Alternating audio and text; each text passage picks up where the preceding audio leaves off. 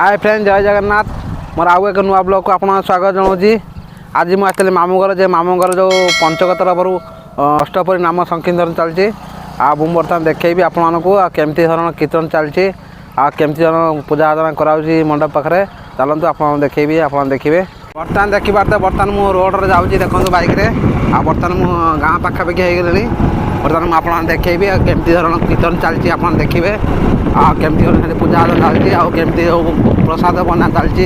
प्रसाद केमती रोषे हो देखी डिटेल्स आप देखिए चलते आप देखुचे देखु बर्तमान मु कीर्तन मंडप पाखापाखि हो गली गाँ मुंड बर्तमान हो गले देखो गाँ मुंड गोटे शिव मंदिर अच्छी देखो शिव मंदिर टी आगे गले जस्ट घर पाक पड़े मामू घर देखो लाइट गेट केमती राति है जलिया लाइट गेट बहुत सुंदर धरण है देखो।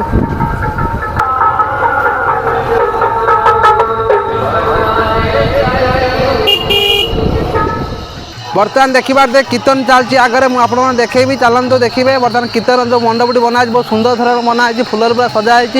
कीर्तन जो दल आसनी कीर्तन करने जो आसनी जो दल लोक सी बर्तमान कीर्तन कर देखेबी चलते आप देखिए। बर्तमान देखिए ऊपर केते सुंदर धरण कपड़ा लगाई देखो चांदुआ लगाई देखो बहुत सुंदर लगुच।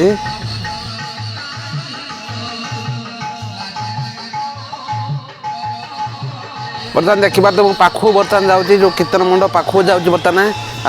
देखो बर्तमान कीर्तन मंडप बर्तमान सन्ध्या बेले देखो लिचि फुचि लगी जाइए लोक मान गहली लगी जगह बहुत भीड़ जमी थो बर्तमान सकाल समय बेसी लोक ना लोक बहुत कम अच्छा देखो बहुत सुंदर धरण गादी सजाई बहुत सुंदर लगुच सन्ध्या समय लोक एत गहली लगे बहुत गहली सन्ध्या पर्यटन मुझे वेट करी आप देखी सन्ध्या समय केमती नाम कीर्तन चलती आप देखिए।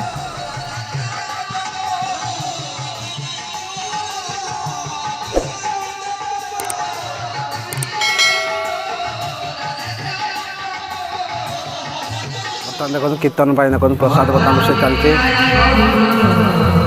प्रसाद बना देखो